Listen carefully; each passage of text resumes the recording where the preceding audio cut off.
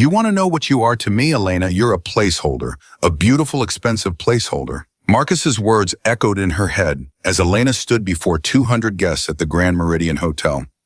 Her hand moved to her throat, fingers closing around the diamond necklace, his anniversary gift presented an hour ago with a kiss for the cameras.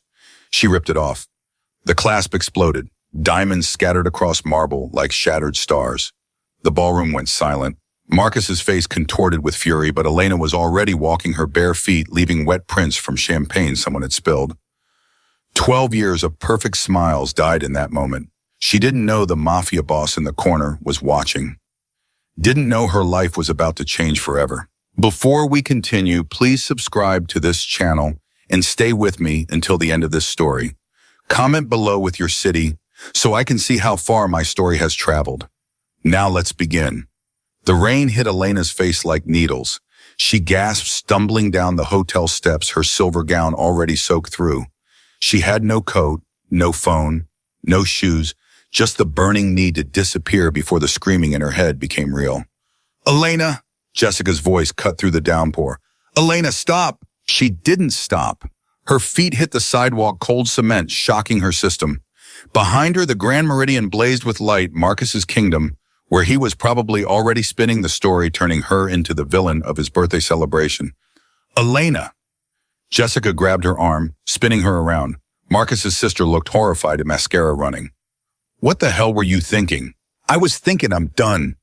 Elena's voice came out steady, too steady, like something had broken inside her and stopped hurting. Done? You just humiliated him in front of the mayor, the city council, his biggest investors. Jessica's grip tightened. Do you have any idea what you've... He called me a placeholder, Jess.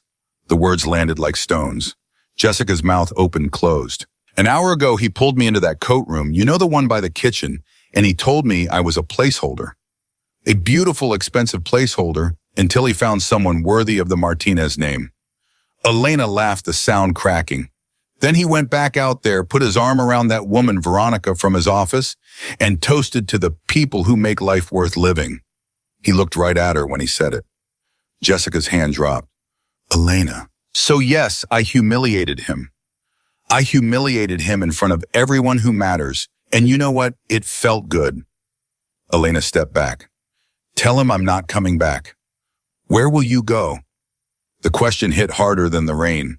Elena had no answer. She turned and walked, Jessica's voice fading behind her. The streets of downtown Chicago blurred. Elena's mind was static white noise punctuated by flashes of memory.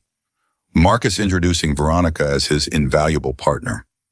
The way he'd squeezed Elena's hand under the table, hard enough to bruise when she tried to speak.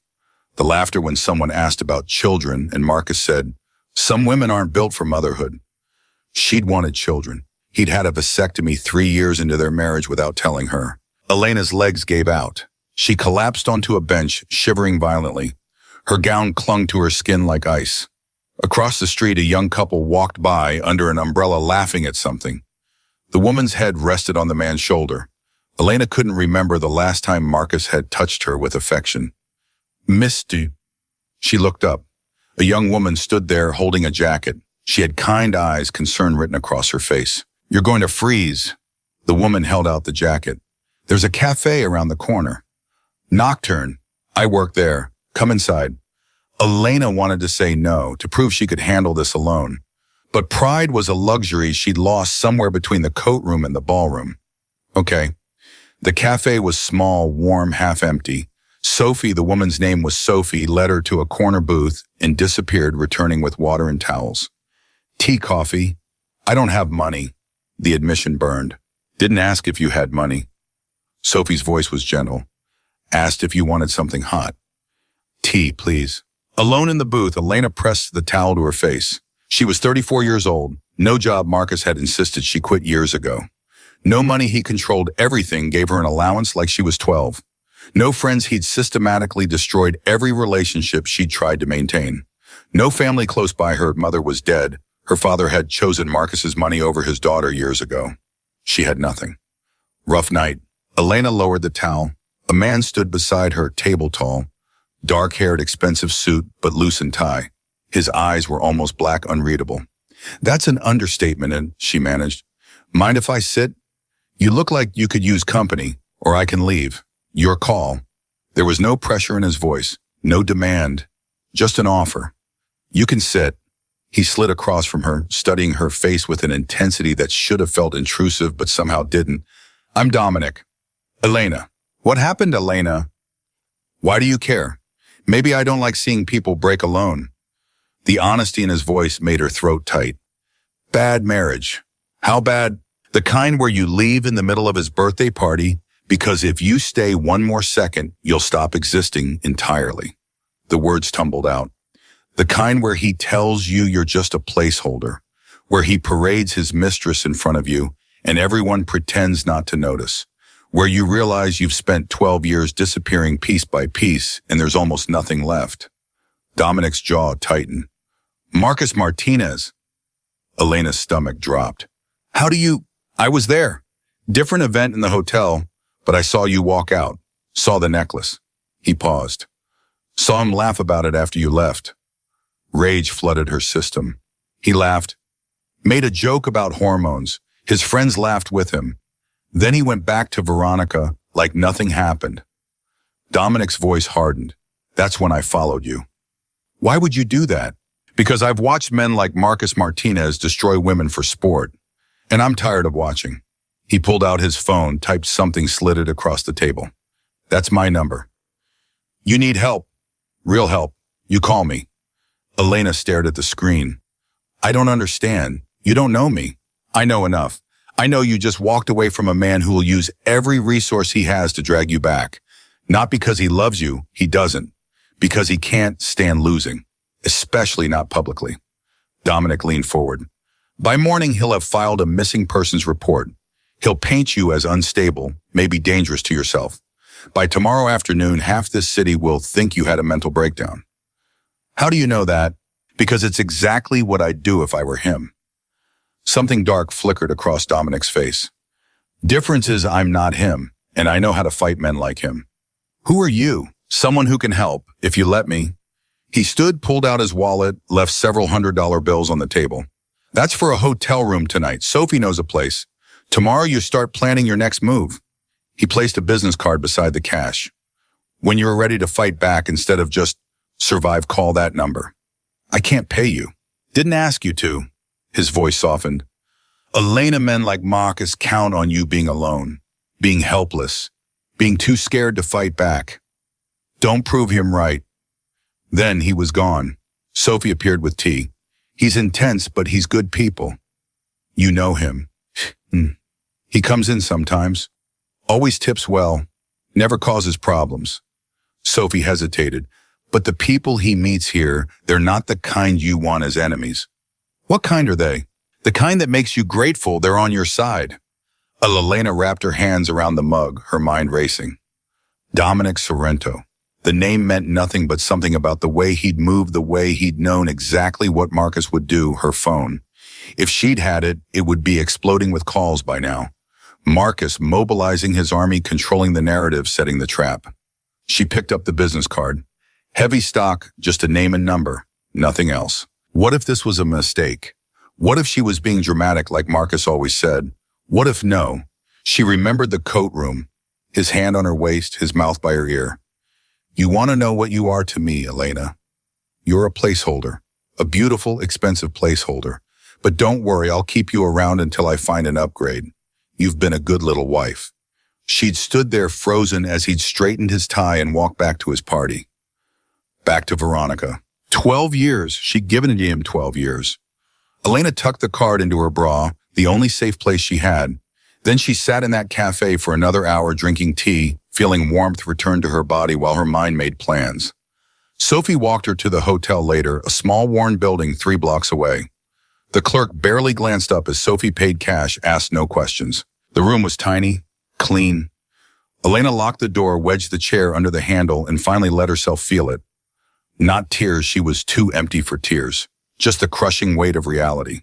She'd done it. She'd actually left. But tomorrow the war would begin. She fell asleep on top of the covers, still wearing the borrowed jacket, Dominic's business card pressed against her heart. The pounding on the door came with the sunrise. Elena jerked awake, disoriented. The pounding continued. Aggressive official. Elena Martinez, Chicago PD. We need to verify your well-being. Her heart stopped. Dominic had called it. Marcus had already weaponized the police. I'm fine. I left voluntarily. Ma'am, we need to see you. Your husband filed a missing persons report. He's very concerned. Of course he was, concerned about his reputation. Elena's eyes fell on the business card. She grabbed the hotel phone, dialed with shaking hands. Dominic answered immediately. Elena, police are outside. I don't know what. Don't open the door. Tell them you're contacting your attorney. You'll come to the station with legal representation within the hour. I don't have an attorney. You do now. Rebecca Ortiz, best divorce lawyer in Illinois. She's 15 minutes away. His voice was calm, certain. Room number 214. How did you? Because I started making calls the second I left that cafe last night. Give me some credit, Elena. I don't make offers. I can't back up. Something in his voice, the absolute confidence, made her breathe easier. What do I do? Exactly what I said. Tell them you're contacting your attorney. Don't let them in. Don't explain. Don't apologize. You are not the one who did something wrong. Say it back to me. I'm not the one who did something wrong. Again, like you mean it. I'm not the one who did something wrong. Good.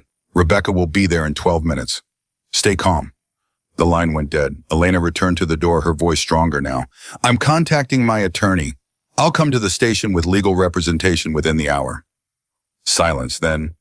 Ma'am, your husband just wants to make sure you are safe. I'm safer now than I've been in 12 years. Tell him that. Exactly 12 minutes later, there was a different knock. Controlled. Professional. Mrs. Martinez, Rebecca Ortiz. Dominic sent me. Elena opened the door to a woman in her 50s, silver hair pulled back, sharp suit eyes that missed nothing. She looked Elena up and down in 2 seconds, cataloging everything. The police are downstairs. So is your husband. Rebecca's voice was crisp. We're going down together. You're going to verify you're safe and you left voluntarily. You will not elaborate. You will not explain. You will not apologize. Am I clear, Crystal? Good. Also, I brought you real clothes. You can't face them looking like you slept in someone else's jacket. It feeds his narrative. 20 minutes later, Elena descended the stairs and borrowed jeans and a sweater. 2 officers waited in the lobby. So did Marcus. He stood by the window, perfectly groomed, his expression carefully constructed, relief mixed with concern, maybe a hint of hurt. The moment he saw her, he moved forward.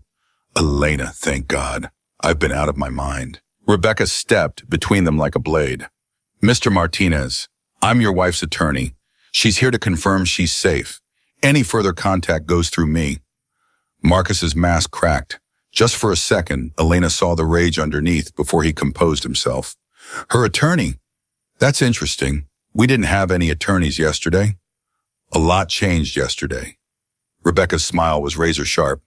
Now, if you'll excuse us. The police interview was brief. Yes, she was Elena Martinez. No, she hadn't been harmed. Yes, she'd left voluntarily. No, she didn't wish to return home. The officers seemed satisfied, though they kept glancing at Marcus with obvious sympathy. Poor man, their expressions said. Dealing with an unstable wife. As they prepared to leave, Marcus caught Elena's arm. His grip was light, almost gentle. But she could feel the threat beneath it. 12 years of reading his moods. 12 years of learning when the storm was coming. This is a mistake, Elena. His voice was quiet, intimate. You're throwing away everything. Our home, our life, our reputation. All because you got emotional at a party. You called me a placeholder. His eyes hardened. I was drunk. I didn't mean, yes, you did. You meant every word. Elena met his gaze. And you know what, you're right. I was a placeholder, but I'm done holding a place in someone else's story. I'm writing my own now. His hand tightened, fingers digging into her arm. You'll regret this. I promise you that. Mr. Martinez, Rebecca's voice cracked like a whip. Remove your hand from my client, or I'll have you arrested for assault right here. Marcus released her, but his smile was ice. See you in court, Elena. I hope your new attorney is as good as you think. You're going to need her. Rebecca guided Elena out to a black sedan. The moment the door closed, Elena started shaking. He's going to destroy me. He's going to try. Rebecca pulled out a tablet, already typing. But Marcus Martinez has never faced someone like me, or someone like Dominic Sorrento. Elena's head snapped up. Who is Dominic really? Rebecca studied her for a long moment. That's a conversation for later. Right now, I need you to tell me everything about your marriage. Every affair, every humiliation, every instance of control. We're building a case that will tear Marcus Martinez's perfect reputation to shreds. He'll bury me. He has connections everywhere, the mayor, half the judges in Cook County, and Dominic has connections Marcus can't touch. Trust me on that. Rebecca's expression softened slightly. Elena, you didn't just hire an attorney yesterday. You gained an ally who's been waiting for an excuse to take Marcus down. Dominic doesn't do this for just anyone. So whatever you did to catch his attention, it worked. Elena's mind was spinning. I don't understand any of this. You don't have to. You just have to talk. Start from the beginning. When did you meet Marcus? Elena took a shaky breath. 14 years ago. I was 20. He was 28, already successful, already powerful. My father owed him money, a business loan gone bad. Marcus said he'd forgive the debt if I had dinner with him. Rebecca's fingers flew across the tablet, and that didn't raise any red flags. I was 20 and stupid. I thought it was romantic, like something from a movie. Elena's laugh was bitter. He was charming, attentive. He made me feel special, like I was the only person in the room who mattered. When did that change? The day after our wedding. The memory was sharp, clear. We were on our honeymoon in Bali. He got a work call, some deal going south. I suggested he take it on the balcony so he could enjoy the view. He looked at me like I was an idiot and said, "Why would I take business advice from someone whose only job is to look pretty and keep quiet?" Rebecca's jaw tightened, and it escalated from there. Slowly. So slowly, I didn't notice I was disappearing. First, he asked me to quit my job. I was teaching 4th grade because it was beneath the wife of Marcus Martinez. Then he suggested I cut ties with my friends because they were bad influences. Then he started controlling the money, the schedule, what I wore, what I ate. Elena's voice cracked. By year 3, I was a ghost, just this hollow thing that smiled for photos and stayed silent at dinners. Did he ever hit you? No, Marcus is too smart for that. He controlled me without ever leaving a mark. Elena paused. Except once. 2 years ago, I tried to leave, made it as far as the driveway. He grabbed my arm, pulled me back inside. The bruises lasted a week. He took me to his personal doctor, told him I'd fallen down the stairs.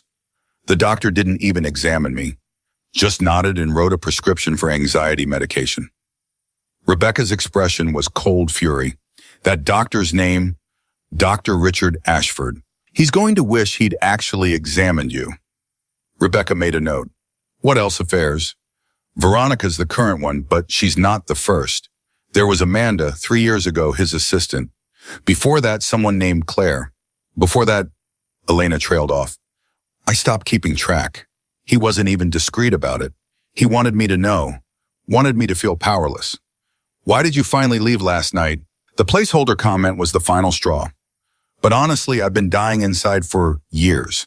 Last night, I just decided I'd rather die free than live in his cage. Elena met Rebecca's eyes. He's going to paint me as crazy, unstable. He's probably already telling everyone I had a psychotic break. Let him. We're going to paint him as an abusive, controlling narcissist who destroyed his wife's mental health over 12 years of systematic cruelty. Rebecca's smile was sharp. And we have something Marcus doesn't expect. What evidence? Dominic's people have been watching him for 6 months. We have photographs of every affair, recordings of several conversations where he discusses his stupid wife, financial records showing how he's been hiding assets. By the time we're done, Marcus Martinez will lose everything that matters to him, his reputation, his power, and his control. Elena's hands were shaking. Why would Dominic do this for me? That, Rebecca said, is something you'll have to ask him yourself. But I can tell you this, Dominic doesn't waste time on lost causes. He saw something in you last night, something worth protecting. The car pulled up to a high-rise downtown. Rebecca's office, apparently. As they exited, Elena caught her reflection in the building's glass doors. She barely recognized herself. Without makeup, without the designer clothes Marcus insisted on, Without the mask of perfection, she looked young, fragile, real. "Come on," Rebecca said. "We have work to do." And Elena, "From this moment forward, you're not Marcus's wife. You're not anyone's placeholder. You're my client, and I don't lose." Elena followed her inside spine, straightening with each step. The war had begun, and for the first time in 12 years, Elena was fighting back. Rebecca's office was all glass and steel, the kind of space designed to intimidate. Elena sat across from her at a massive desk, a recording device between them. "Start with the finances," Rebecca said. "How much control did Marcus have?" "Complete control. I had an allowance $500 a week for personal expenses. Everything else went through him or his assistant." $500 a week? Rebecca's eyebrow arched. "Your husband's net worth is approximately $40 million, and he gave you $500 a week." The number sounded obscene when said aloud. He said it was generous, that most wives didn't get anything. Most wives have access to joint accounts, credit cards, assets. Rebecca leaned forward. "Did you have anything in your own name?" "No, he said it was easier to manage everything together, that I didn't need to worry about finances." Translation, he wanted total control. Rebecca made notes. "What about your personal accounts?" "From before the marriage. I had a savings account with about $8,000 when we met. He convinced me to close it, put the money toward our honeymoon. Said we were a team now, no need for separate finances." "So he isolated you financially within the first month?" Elena had never thought of it that way. "Yes." "Did he ever threaten you explicitly?" "Not with violence, but he made it clear what would happen if I left. He'd destroy my father's business, what was left of it. He'd make sure no one in Chicago would hire me. He'd tell everyone I was unstable, that I'd tried to hurt myself, that I was an embarrassment to his name." Elena's voice dropped. "And I believed him, because Marcus doesn't make empty threats." Rebecca's phone buzzed. She glanced at it, her expression shifting. "Dominic's here." Elena's pulse jumped. "Here, why?" "Because he wants to meet with you. Officially." Rebecca stood. "He's been helping behind the scenes, but now we're moving into active strategy. That means you need to understand exactly what you're getting into." Before Elena could respond, the office door opened. Dominic walked in looking different in daylight, sharper, more dangerous. He wore a dark suit that probably cost more than Elena's monthly allowance. His hair slightly damp, like he'd just showered. "Elena," he nodded to her, then to Rebecca. "Has she been briefed?" "We're building the foundation. Financial control, emotional abuse affairs." "Good." Dominic sat in the chair beside Elena, close enough that she could smell his cologne, something expensive and understated. "Elena, I need to be direct with you. Marcus has already started his counterattack." Her stomach clenched. "What do you mean?" "This morning he gave an interview to the Tribune, said you've been struggling with depression for years, that he's been trying to get you help, but you refuse treatment, that you've become increasingly paranoid and erratic." Dominic pulled out his phone, showed her the article. Elena read the headline, "Real Estate Mogul Pleads for Missing Wife's Safe Return." The photo showed Marcus looking haggard, concerned. The article quoted him extensively.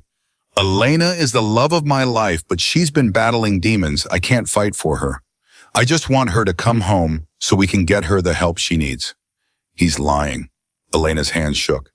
"I've never been diagnosed with depression. Never refused treatment." "This is all." "I know." Dominic's voice was calm. "And we're going to prove it. But you need to understand how this plays out. Marcus has the sympathy angle right now. The worried husband, the devoted partner. We need to shift that narrative and shift it hard." "How?" "We go public with the truth. Your truth." Rebecca pulled up a document on her tablet. "We've drafted a statement. You read it, approve it, and we release it to the media this afternoon. It details the emotional abuse, the affairs, the financial control. Everything." Elena's chest tightened. "That will destroy my privacy. Everyone will know. Everyone will know you're a survivor, not a victim." Dominic's voice was firm. "Right now, Marcus controls the story. We take that power back. What if no one believes me? Marcus has friends everywhere. Connections. Power." "So do I."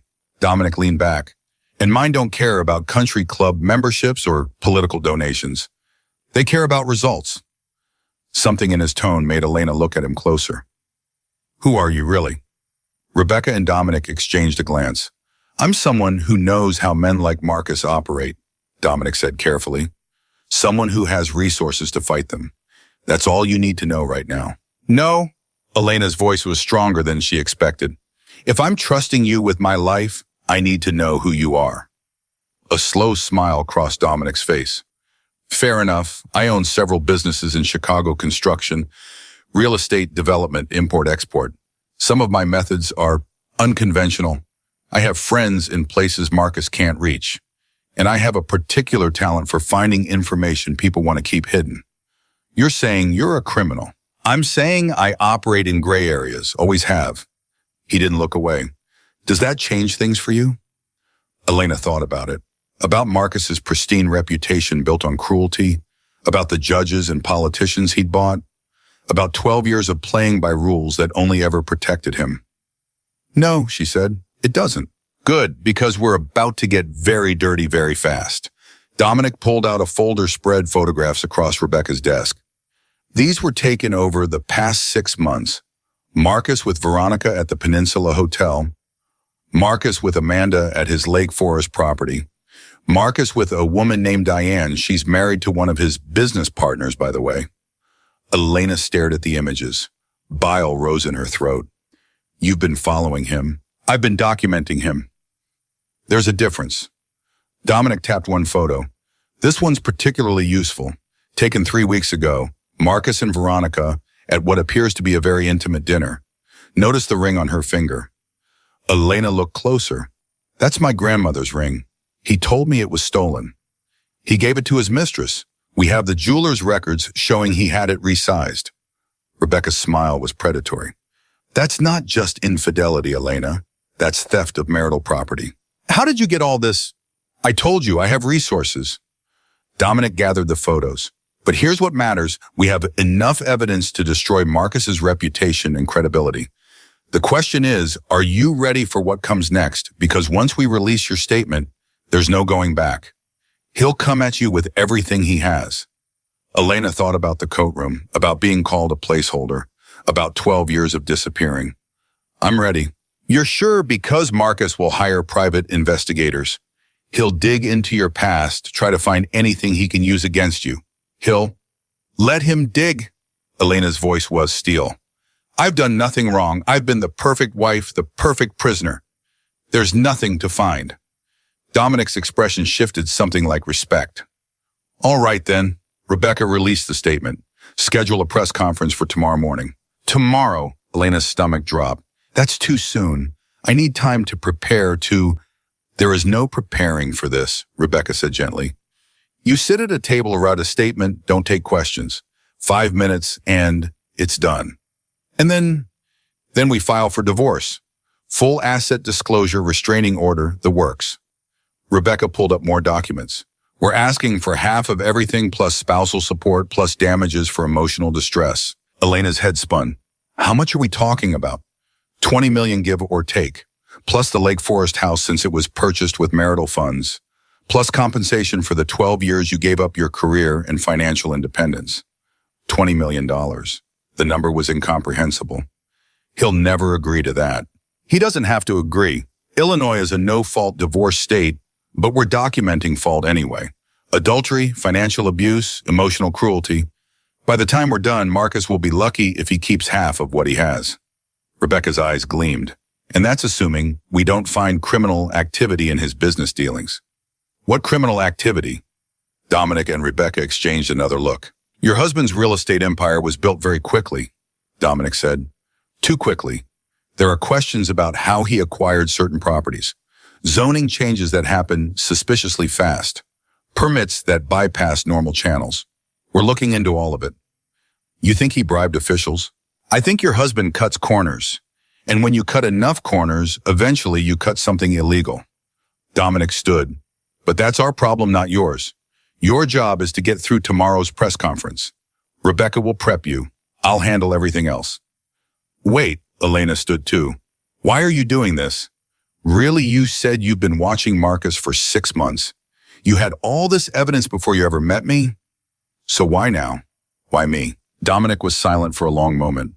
Then, because I watched him humiliate you in that coat room, I was there for a meeting with another guest happened to be walking by when he dragged you in there. I heard what he said to you, saw your face when you walked out. His jaw tightened, and I decided right then that Marcus Martinez needed to lose something that mattered to him. Turns out his reputation matters more than his wife ever did. The honesty in his voice hit Elena like a wave. You heard everything, every word, and when you threw that necklace in his face, I knew you were finally ready to fight. Dominic moved toward the door, then paused. Get some rest tonight. Tomorrow's going to be brutal. Rebecca will have security take you to a safe location. I can't go back to that hotel. Marcus knows where you are. He'll send people, lawyers, private investigators, maybe friends trying to convince you to come home. You need to be somewhere he can't find you. Dominic pulled out another business card different from the first. This address. Be there by 8 tonight. It's secure. After he left, Elena sank into her chair. Her whole body was trembling. Is he always this intense? She asked Rebecca. Always, but he's also always effective. Rebecca began packing up her files. Elena, I know this is overwhelming, but you need to trust the process. Trust Dominic. He wouldn't be this invested if he didn't think we could win. What if we don't? What if Marcus finds a way to... He won't, because we're not playing his game anymore. We're playing ours. Rebecca's phone buzzed again. She frowned at the screen. Your father's trying to reach you, through my office. Elena's heart sank. What does he want? To talk sense into you, I imagine. Should I connect him? No, yes, I don't know. Elena pressed her hands to her face. He'll take Marcus's side. He always does. Then tell him that. Tell him exactly how it feels to have your own father choose money over you. Rebecca's voice was hard. Or don't take the call at all. But if you do, I'm recording it. Everything from now on gets documented. Elena took a shaky breath. Put him through. Rebecca tapped her phone. Mr. Davis, I have Elena here. Her father's voice filled the office, gruff, familiar, disappointed. Elena Marie Davis, what the hell do you think you're doing? Not Elena Martinez. He'd never called her by her married name. Like he'd been waiting for this marriage to fail from the beginning. Hello, Dad. Don't hello, Dad me. Marcus called me this morning. Said you've lost your mind, run off with some lawyer. Said you're trying to destroy him. I'm divorcing him. There's a difference. Over what? A little argument at a party. You're throwing away a marriage over pride. He called me a placeholder, Dad, to my face. He's been cheating on me for years. He controls every dollar I spend, every friend I see, every choice I make. That's not a marriage. That's a prison. Silence on the other end. Then, marriage is hard, Elena. You think your mother and I never fought, never had rough patches? Did Mom ever feel like she was disappearing? Like she didn't exist except as an extension of you? More silence. I didn't think so. Elena's voice cracked. Marcus is not a good man, Dad, and I'm not coming back to him. He'll bury you in legal fees, drag this out for years, destroy your reputation. Is that what you want? I have a good lawyer and people helping me who aren't afraid of Marcus. What people this Dominic character Marcus mentioned? Elena, do you have any idea who that man is? What he's involved in? I know enough. He's connected to organized crime, runs half the construction rackets in Chicago. Marcus says he's dangerous. Marcus is more dangerous. At least Dominic's honest about what he is. Her father's voice dropped to a hiss. You're going to regret this. When the money runs out and the lawyers leave and you're alone with nothing, you remember this conversation. Remember that I warned you. I'll remember that you chose him over me. Again. Elena's hands were shaking. Goodbye, Dad. She nodded to Rebecca, who ended the call. The silence in the office was deafening. I'm sorry, Rebecca said quietly. Don't be. I knew how that would go. Elena wiped her eyes. He's been taking Marcus's money for years. Why would he stop now? Because you're his daughter. Because you deserve his support. Rebecca's voice was fierce. But you don't need him. You have us. Us. The word felt foreign. Elena had been alone for so long, she'd forgotten what support looked like. What happens now? Now you go to the safe house, rest, eat something. Tomorrow at 9 a.m. we hold the press conference. Then we file the divorce papers. Then we prepare for war. Rebecca walked Elena to the door. And Elena, stop apologizing. For leaving, for fighting back, for existing. You've done nothing wrong. The safe house turned out to be a penthouse apartment in the West Loop. Sleek, modern, with floor-to-ceiling windows overlooking the city. A security guard stood outside the door, large, silent, professional. "Ms. Martinez?" He nodded. "I'm Joseph. I'll be here all night. You need anything, just call down." Inside the apartment was beautiful. Expensive furniture, stocked kitchen, a bedroom with a bed that looked like a cloud. On the counter, Elena found a note in Dominic's handwriting. "Make yourself at home. Rebecca will pick you up at 8 a.m. Don't open the door for anyone but her, D." Elena wandered through the space, touching things. A cashmere throw, fresh flowers in a vase, books on the shelf, real books, not decorator pieces.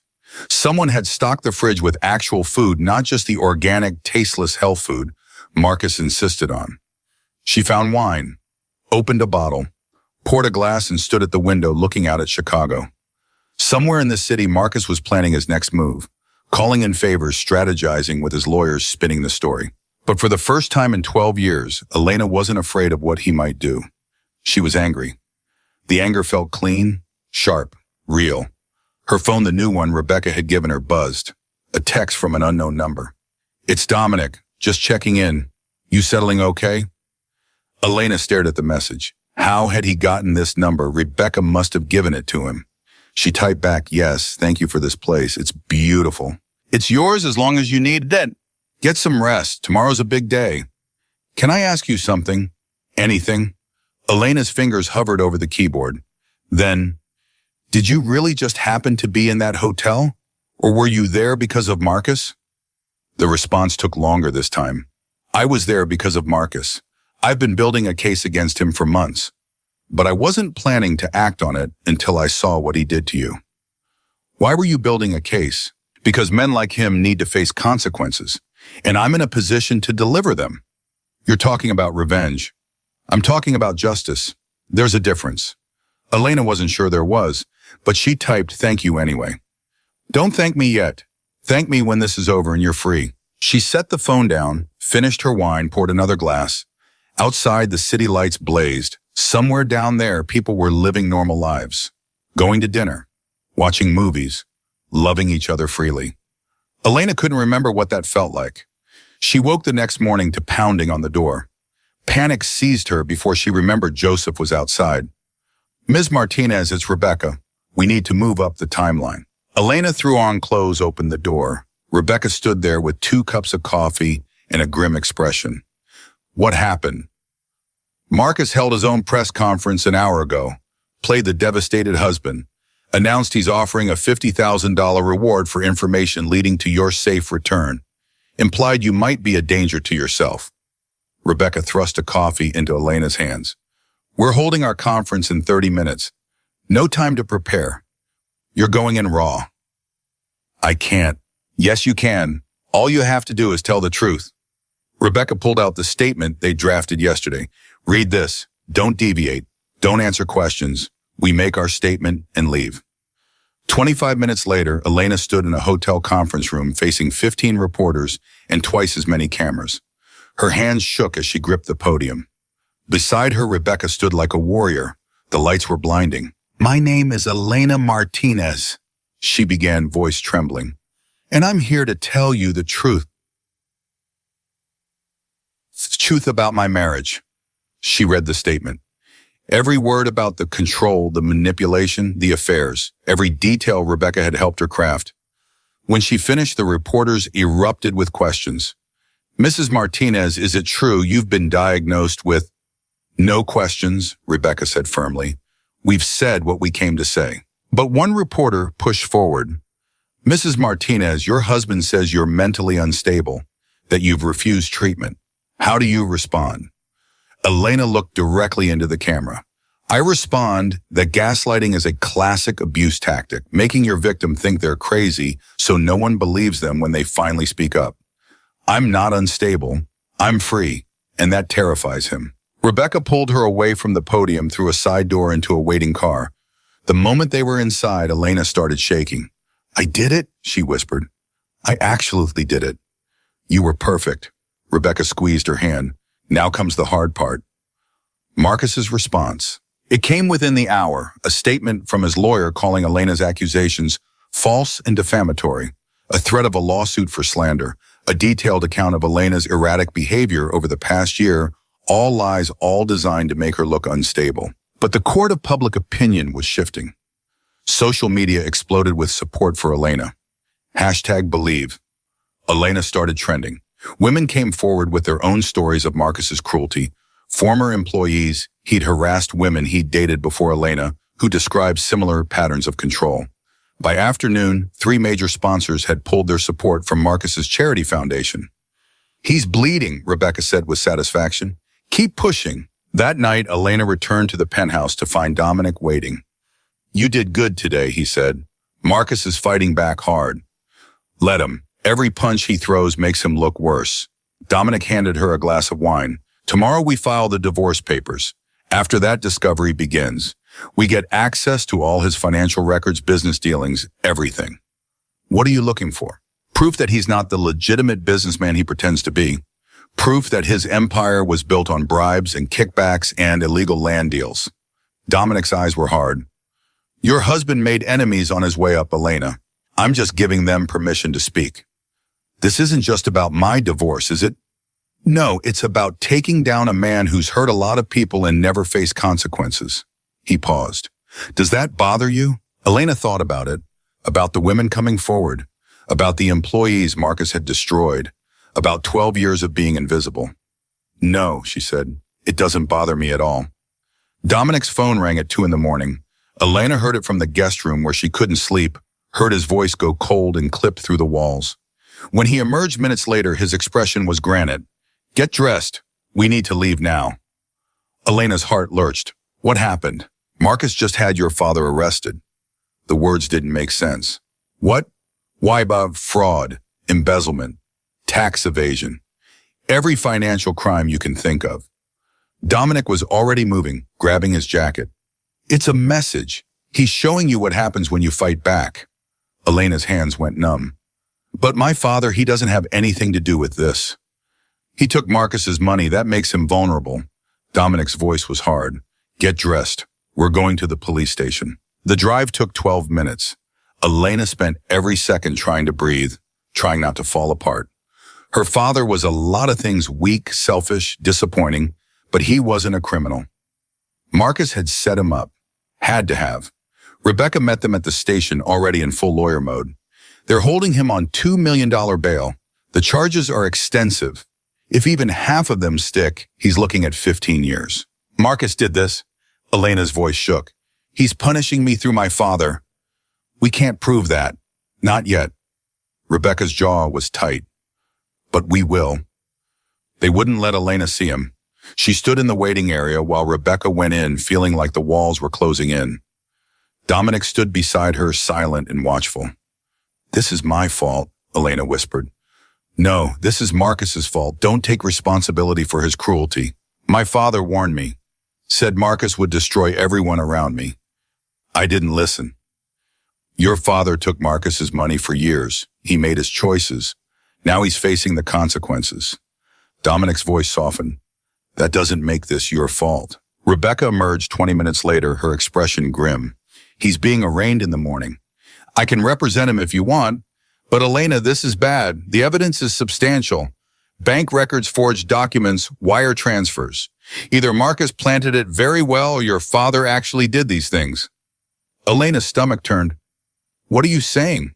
"I'm saying we need to consider the possibility that your father was involved in illegal activity, that Marcus knew about it and kept records, that he's been waiting for the perfect moment to use them." Rebecca's voice was gentle. "I'm sorry." The arraignment was a circus. Reporters everywhere, cameras flashing, questions shouted. Elena's father looked small in his orange jumpsuit, older than his 63 years. When he saw her, something flickered across his face, shame maybe, or anger. The judge set bail at $1 million. Elena didn't have it. Her father was taken back to county lockup. Outside the courthouse, reporters swarmed. "Ms. Martinez, did you know about your father's criminal activity? Is it true you're using the divorce to avoid being implicated? Did your husband discover the fraud and you left to distance yourself? Rebecca pushed through them, Dominic flanking Elena's other side. They made it to the car, but the damage was done. By noon, the headlines had shifted. Wife of real estate mogul flees as father's crimes exposed. Marcus Martinez's nightmare unfaithful wife, criminal father-in-law. The narrative was changing fast. He's winning, Elena said, staring at her phone in the penthouse. Marcus is turning this around. Only if we let him. Dominic took the phone from her hands. Stop reading. We need to focus on the divorce. How can I focus on anything when my father's in jail because of me? He's in jail because he committed crimes or because Marcus framed him. Either way, you can't fix it by falling apart. Dominic's voice was firm. Rebecca's already working on it. We'll figure out the truth, but right now we need to stay on offense. Rebecca arrived an hour later with news. Discovery came back. Marcus's financial records are a mess. Dozens of offshore accounts, shell companies, suspicious transactions. We're talking serious money laundering potential. Elena sat up. You can prove it. Not yet. But we have enough to get forensic accountants involved. If Marcus has been moving illegal money, we'll find it. Rebecca's eyes gleamed. And if we find it, we can use it as leverage. He drops the charges against your father or we expose his empire. That's blackmail. That's negotiation. Rebecca didn't blink. Welcome to divorce court. 2 days later, Marcus made his next move. An interview with a sympathetic reporter, tears in his eyes as he talked about how much he loved Elena, how worried he was about her mental state, how he discovered her father's crimes and tried to protect her from the truth. I should have told her, he said, voice breaking.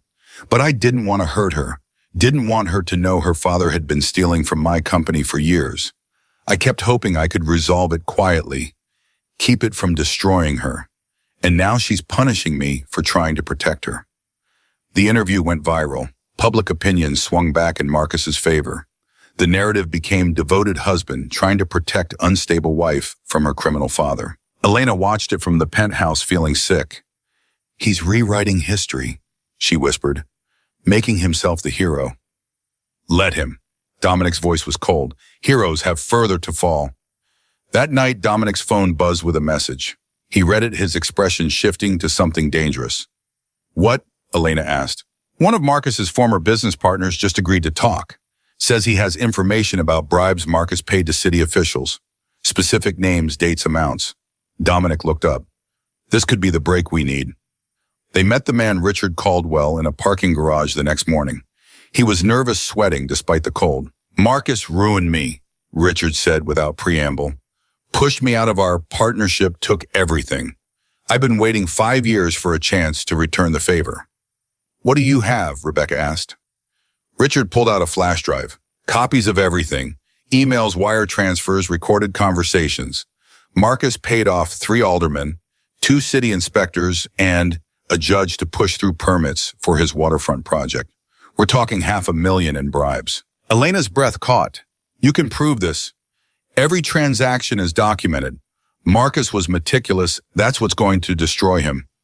He kept records of everything. Richard's hands shook. But you need to move fast. He knows I'm talking. I've already received threats. Dominic took the flash drive. What kind of threats? The kind that makes me think I might not live to testify. Richard's voice cracked. I have a family. Kids. I need protection. You'll have it? Dominic made a call, spoke quickly in Italian. Elena caught enough to understand he was arranging security. Rebecca was already reviewing the files on her laptop. Her face went pale. This is extensive, detailed. If this is real, it's real, Richard interrupted. I helped facilitate some of it. That's why I kept copies. Insurance policy in case Marcus ever turned on me, which he did. Then you're also admitting to crimes, Rebecca pointed out. I know. I'll take a plea deal, testify against him. I don't care anymore. I just want him to pay. Richard looked at Elena. He destroyed my marriage too. Told my wife I was having an affair, planted evidence. She left with my kids. I haven't seen them in 3 years. Elena felt the familiar weight of Marcus's cruelty. I'm sorry. Don't be sorry. Help me burn him down. They spent the next week building the case. Forensic accountants traced Marcus's money through layers of shell companies. Rebecca compiled witness statements from 3 other former business partners Marcus had destroyed. The evidence became overwhelming. But Marcus wasn't backing down. He filed a countersuit against Elena, claiming she'd stolen money from him during the marriage, demanding she return jewelry and gifts he'd given her, alleging she'd been planning this for months with Dominic's help. "He's saying we had an affair," Elena said, reading the filing, "that I left him for you." Dominic didn't look up from his laptop. "Let him say it. We know it's not true. But people will believe it. It fits his narrative. Unstable wife runs off with dangerous criminal." "Elena," Dominic's voice stopped her. "Do you care what people think, really?" She wanted to say no, but the truth was harder. "I've spent my whole life caring what people think. Being perfect, being acceptable, being what Marcus needed me to be. And where did that get you?" "Nowhere." Elena's voice broke. "It got me nowhere." "Then stop. Stop caring, stop performing. Just be angry and messy and real." Dominic finally looked at her. "You think I got where I am by worrying about reputation? I did what needed to be done. Made choices other people wouldn't make. And yeah, some people think I'm a criminal. They're probably right. But I'm free. Can you say the same?" The question hit like a slap. Could she even now, even after leaving, she was still worried about appearances, still trying to control how people saw her? "No," she admitted. "I can't." "Then let it go. Let Marcus spin his stories. Let the reporters write their headlines. None of it matters if we win. And if we don't win, we will." His certainty was absolute. "Because I don't lose. Ever." The turning point came on a Tuesday. Rebecca burst into the penthouse at 7 a.m., hair disheveled, eyes bright. "We got him. The judge, the one Marcus bribed for the waterfront permits, he's agreed to cooperate. Federal investigation, immunity deal, full testimony." Elena's heart stopped. "Federal? The FBI's been investigating Marcus for months. Turns out we're not the only ones who noticed his rapid rise. They have evidence of fraud, bribery, money laundering. They were just waiting for the right witness." Rebecca was practically vibrating.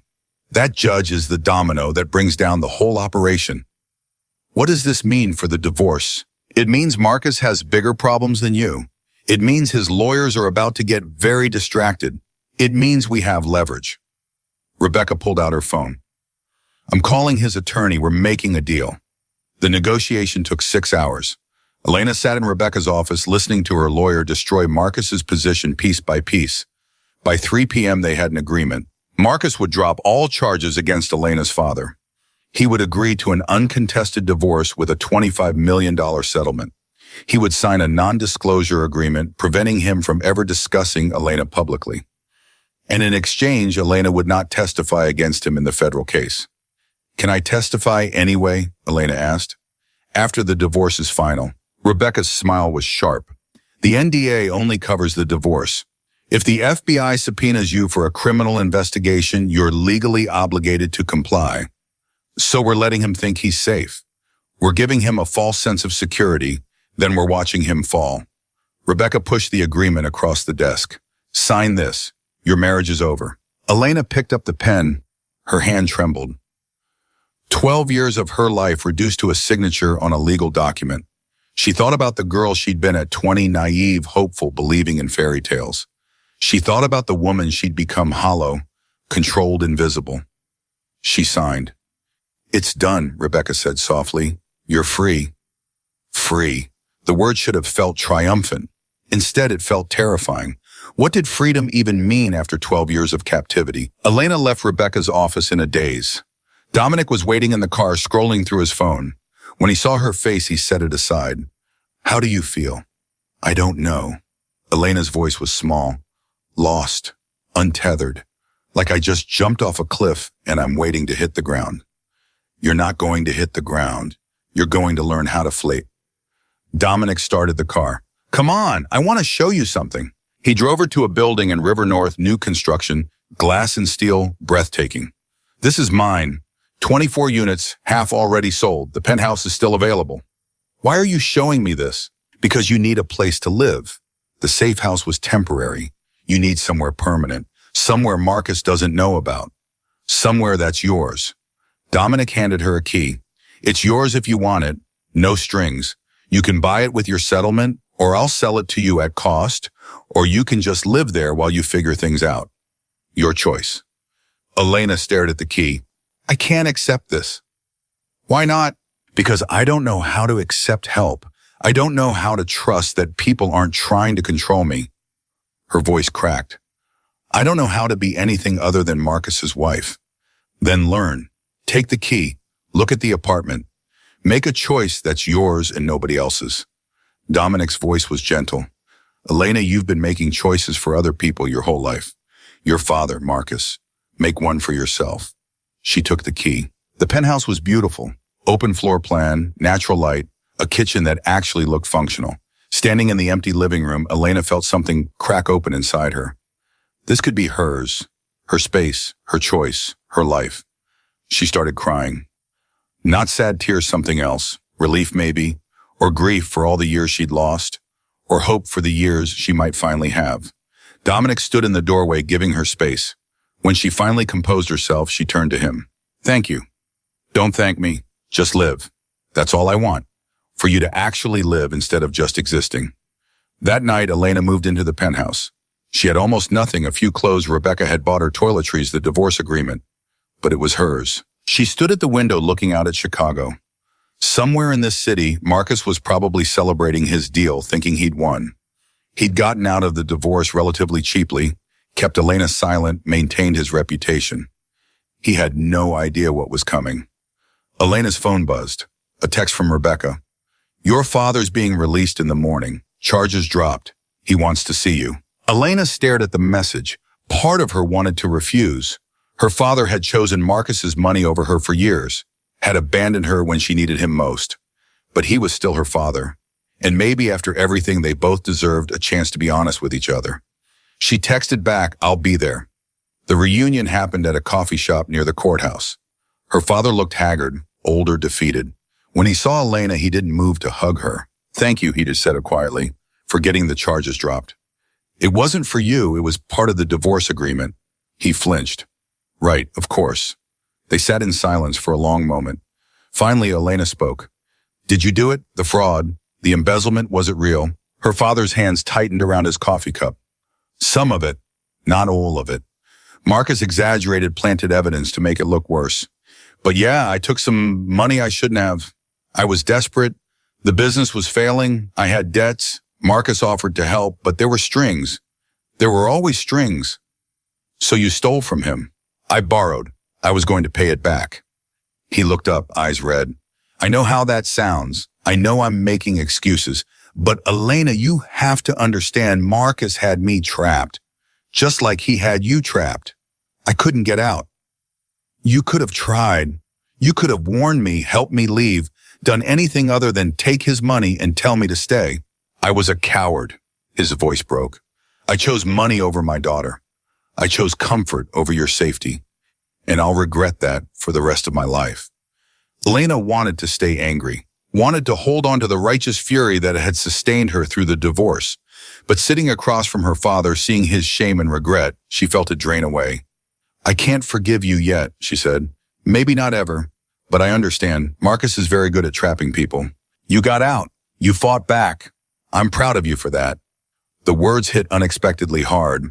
When was the last time her father had said he was proud of her? I had help. People who weren't afraid of Marcus. This Dominic character. Marcus says he's dangerous. He is dangerous to people like Marcus. Elena met her father's eyes. But he's been kinder to me in 2 weeks than my husband was in 12 years. So I'm choosing to trust him. Be careful, Elena. Men like that, they don't do things out of kindness. They want something. Maybe, but whatever he wants, he's not trying to make me invisible to get it. That's an improvement. Her father was quiet for a long time. Then, I'm sorry. For everything. For the wedding, for the money, for choosing wrong. For not being the father you deserved. Elena felt tears building. I needed to hear that. What happens now with you? I don't know. I have money from the settlement, a place to live, time to figure out who I am without Marcus. She stood. But I need to do it alone, without you trying to manage me or make decisions for me. Can you do that? I can try. Then maybe eventually we can try to rebuild something, but not yet. Not while I'm still figuring out how to be me. They parted outside the coffee shop. Elena watched her father walk away, shoulders slumped, and felt the weight of their relationship settle differently. Not healed, but maybe someday healable. She returned to the penthouse to find Dominic waiting with takeout and news. The FBI raided Marcus's office this morning, seized all his computers, files, everything. Dominic's smile was predatory. He's going to be indicted within the week. That fast? They've been building the case for months. Your divorce just gave them the final pieces they needed. He handed her a container of Thai food. Rebecca says you might be subpoenaed to testify. Good, I want to. Elena opened the container, suddenly ravenous. I want to watch him lose everything the way I lost everything. That's the spirit. Dominic raised his beer. To revenge. To justice, Elena corrected. Same thing in this case. They ate in comfortable silence. Outside, the sun was setting over Chicago, painting the sky in shades of orange and pink.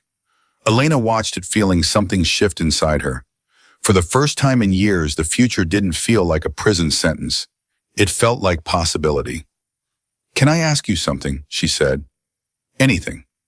Why did you really help me? And don't say it's because you hate men like Marcus. There's more to it than that. Dominic was quiet for a long moment. Then, I had a sister, younger than me. She married a man like Marcus, controlling, abusive, isolating. I tried to help her leave, but she wouldn't. Said she loved him. Said I didn't understand. His voice went flat. She killed herself 3 years ago, left a note saying she couldn't take it anymore. Elena's breath caught. Dominic, I'm so sorry. I couldn't save her, but when I saw you in that hotel walking out in the rain, I thought maybe I can save you. Maybe I can do for you what I couldn't do for Maria. He met her eyes. So yeah, I have an agenda. I wanted to destroy Marcus, but I also wanted to prove that women like you can survive men like him, that leaving is possible. I'm not your sister. I know, but helping you helps her memory, makes her death mean something. Elena reached across the table, took his hand. She'd be proud of you. Maybe, or maybe she'd tell me I'm being obsessive and controlling in my own way. He squeezed her hand, but I can't seem to stop. Not until Marcus pays for what he did. To you, to all of you. They sat like that as darkness fell over the city. And for the first time since leaving, Elena didn't feel alone. She felt like she might actually survive this. The subpoena arrived 3 days later. Elena held the legal document in her hands, feeling the weight of what it meant. In the 2 weeks, she'd testify before a federal grand jury about Marcus's business dealings. You don't have to do this, Rebecca said, though her tone suggested otherwise. The NDA doesn't cover criminal proceedings, but you could claim spousal privilege for some things. No, Elena's voice was firm. I want to testify. I want to tell them everything. Dominic was on his phone across the room speaking rapid Italian. When he hung up, his expression was troubled. Marcus knows about the subpoena. He's making moves. What kind of moves? The dangerous kind. He just liquidated 3 offshore accounts. We're talking $15 million. Money he's trying to hide before the feds can freeze his assets. Dominic's jaw tightened. He's also been asking questions about you, where you're living, who you're with, what you're planning. Fear spiked through Elena's chest. Is he going to hurt you? No. He's smarter than that. But he might try to intimidate you, discredit you, make you look unreliable before you testify. Dominic moved closer. I'm putting more security on you. 24/7. No arguments. I'm not arguing. Elena's hands were shaking. But Dominic, what if he finds a way to stop this? What if he won't, because we're not giving him time. Dominic pulled out his phone, showed her a news alert. This goes live in 10 minutes. The headline read, Federal investigation targets Chicago real estate mogul Marcus Martinez. Elena's breath caught. You leaked it. I made sure the right reporter got the right information at the right time. By tonight, every news outlet in the country will be covering this. Marcus can't make this disappear. Dominic's smile was cold. He's about to learn what it feels like to be exposed. The story exploded. Within hours, Marcus's photo was on every major network. His business partners began distancing themselves. His charity board asked him to step down. 3 major projects were put on hold pending the investigation. Elena watched it unfold from the penthouse, feeling a mixture of satisfaction and unease. This was what she'd wanted Marcus facing consequences. But seeing it happen felt surreal. Her new phone rang. Unknown number. She almost didn't answer, but something made her pick up. Elena. Marcus's voice was ice. We need to talk. Her stomach dropped. How did you get this number? I get everything I want. You should remember that. He paused. Meet me, 1 hour, the Peninsula Hotel bar, just you and me. I'm not meeting you anywhere. Yes, you are, because if you don't, I'll make sure every detail of your father's actual crimes becomes public. The real ones, not the ones I fabricated. The gambling debts, the embezzlement from his own employees, the mistress he kept for 5 years. Marcus's voice was silk over steel. Your father's a piece of work, Elena. Almost as pathetic as you are. Elena's vision blurred. You're lying. Am I? Ask him about Linda Chen. Ask him about the $50,000 he stole from his company pension fund. Ask him why your mother really died. Was it cancer or was it a broken heart? He let that sink in. 1 hour. Come alone or I burn your father's life to the ground. The line went dead. Elena stood frozen, the phone slipping from her hand. Dominic caught it, his expression darkening as he understood. What did he say? He wants to meet. Says he has information about my father. Threatens to release it if I don't come. Elena's voice was hollow. He knows things, private things. It's a trap. I know, but what if he's telling the truth? What if my father, even if it's true, you don't go alone? Dominic was already texting. We'll meet him, together, with witnesses and recording devices and enough backup that he can't try anything stupid. He said to come alone. And you think he'll actually be alone? Elena, Marcus doesn't do anything without calculating every angle. If he wants this meeting, it's because he thinks he can use it against you somehow. Rebecca burst through the door, clearly having received Dominic's text. You're not meeting him. It's insane. I have to. If there's even a chance he has real information about my father, then let us investigate it. Let us find the truth without you walking into his trap. Rebecca's voice was sharp. Elena, you're 2 weeks away from testifying. Marcus wants to rattle you, make you emotional and unstable. Don't give him that. But Elena was already grabbing her coat. I need to know. I need to hear what he has to say. Then I'm coming with you, Dominic said flatly. He'll see that as a threat. He won't talk. Good. I don't want him talking. I want him knowing you're not alone anymore, that you have people who'll fight for you. They arrived at the peninsula 15 minutes early. Dominic had called in 3 of his people. They looked like regular hotel guests, but Elena could see the way they positioned themselves, covering exits, watching. Marcus was already there, sitting at a corner table with a glass of scotch. He looked perfect, as always. Expensive suit, styled hair, that smile that had once made Elena's heart race and now just made her sick. Elena, he stood ever the gentleman. You brought your guard dog. She brought her attorney, Rebecca corrected, appearing from behind them. Anything you say to my client can and will be recorded and used in court. Marcus's smile didn't falter. Of course, I wouldn't expect less. He gestured to the chairs. Please, sit. This won't take long. Elena sat, every muscle tense. Dominic stood behind her chair, a silent presence. You look well, Marcus said conversationally. Divorce agrees with you. What do you want, Marcus? To give you a choice. A real one for the first time in our marriage. He slid a folder across the table. And here is everything I have on your father. The gambling, the theft, the affairs.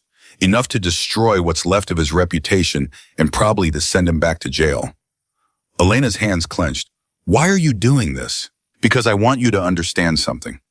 I'm not the villain in this story, Elena. Your father is. I tried to protect you from him, tried to shield you from his failures. And you repaid me by humiliating me publicly and trying to destroy my life. His voice hardened. So now you choose.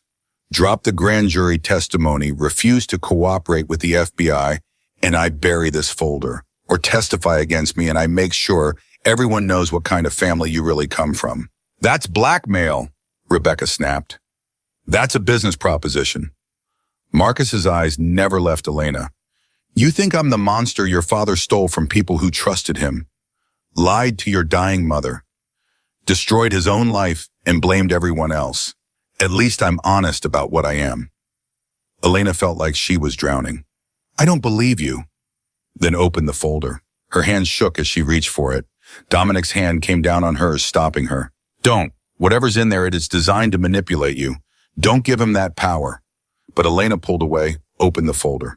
Bank statements, photos, text messages, her father with a woman Elena didn't recognize, her father at a casino, documents showing transfers from his company accounts to personal ones. The room spun. Where did you get this? I've been collecting insurance on everyone in my life for years. Your father was easy. He's sloppy, desperate, weak. Marcus leaned back. I knew one day I might need leverage. Looks like today's that day. You sick son of a... Dominic started forward. Careful, Marcus said mildly. We're in a public place. Witnesses everywhere. You really want to assault me in front of all these people? Elena felt tears burning. Everything was falling apart. Again, just when she thought she'd escape, Marcus found a way to trap her. I need to think about this, she whispered. You have until tomorrow, noon. Tell the FBI you've changed your mind about testifying, or this folder goes to every news outlet in Chicago. Marcus stood. It was good seeing you, Elena. You look beautiful when you're broken. He walked away, leaving the folder on the table like a bomb. Elena couldn't move, couldn't breathe. Rebecca was talking, but the words didn't penetrate. Dominic's hands were on her shoulders, but she couldn't feel them. Elena! Dominic's voice cut through the fog. Look at me. She did. His eyes were dark, intense, furious. He's lying. I don't know how, but he's lying. We'll prove it. It's all documented. Photos, bank records. Documents can be faked. Photos can be staged. We'll investigate every piece of this. He gestured to one of his people. Get this to our forensic team. I want to know if any of it's real. Rebecca was already on her phone. I'm calling your father. If there's any truth to this, he needs to explain it before Marcus weaponizes it. They rushed Elena back to the penthouse. She felt numb, disconnected from her own body. This was how Marcus worked. He found your weakness and exploited it. And her father was her weakness, had always been. Her father arrived within the hour looking panicked. Elena, what happened? Rebecca said it was urgent. Elena slid the folder across the table without speaking. His face went white as he looked through it. Where did you get this? Marcus, is it real? The silence was damning. Dad, is it real? Some of it. His voice cracked. The gambling, yes. I had a problem. Years ago, I got help, went to G. A meeting stopped, but the debt stayed. The theft. I borrowed from the pension fund. I paid it back. Every cent. It took me 3 years, but I paid it back. And the woman Linda Chen, her father's hand shook. We had an affair while your mother was sick. I'm not proud of it. It's the worst thing I've ever done, but your mother never knew. I made sure of that. Elena felt like she'd been punched. Mom died thinking you loved her. I did love her. The affair, it was weakness, fear. I was losing her and I couldn't handle it. I made a terrible choice. Tears ran down his face. I'm sorry, Elena. I'm so sorry. Does Marcus have proof that you didn't pay back the money? Her father hesitated. I paid it in beige, no paper trail. I thought it was better that way. But if Marcus says I didn't pay it back, I can't prove otherwise. Dominic swore in Italian. So he can make you look guilty even if you're not. The affair is bad enough, Rebecca said grimly. If the media gets hold of this, the narrative becomes criminal, father unfaithful, father failure, who dragged his daughter into Marcus's world. Elena's credibility as a witness gets shredded. Elena's phone buzzed. A text from an unknown number. Tick-tock, Elena. 23 hours left to decide. She threw the phone across the room. It shattered against the wall. I can't do this. I can't choose between destroying my father and letting Marcus win. You're not choosing. Dominic's voice was firm. We're going to fight. We're going to find a way to prove your father's telling the truth and discredit Marcus's evidence. How we have less than a day. Then we work fast. Dominic was already making calls. I know people who can trace financial records, verify documents, find the truth. We'll work through the night if we have to. And if we can't prove it by tomorrow, then we call his bluff, release the testimony anyway, and deal with the fallout. That's easy for you to say. It's not your father's life we're gambling with. Elena's voice broke. It's not your family that'll be destroyed. No, it's yours, and you deserve better than this. Dominic knelt in front of her chair, forcing her to meet his eyes. Elena, listen to me. Marcus has been controlling you through fear for 12 years. He's doing it again right now. Don't let him. Whatever happens with your father, whatever the truth is, it doesn't change what Marcus did to you. It doesn't make your testimony less important. People won't see it that way. They'll see a criminal's daughter trying to take down a successful businessman. They'll say, I'm bitter, vengeful, unreliable. Some people will. But the evidence against Marcus is solid. The FBI has documentation that has nothing to do with you or your father. Your testimony is just one piece. An important piece, but not the only one. Rebecca sat beside here. Marcus wants you to think you're the linchpin. You're not.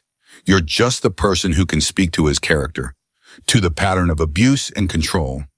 Elena wanted to believe her, but doubt was insidious, creeping through every thought. Her father stood. I'll go to the media myself. I'll confess everything, take responsibility. That way Marcus has nothing to threaten you with.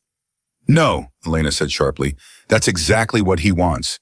He wants us fighting amongst ourselves, destroying each other. We're not doing his work for him. Then what do we do? Dominic's phone rang. He answered, listened, his expression shifting. You're sure? Completely sure? A pause. Send me everything. Now. He hung up, a slow smile spreading across his face. Marcus made a mistake. What kind of mistake?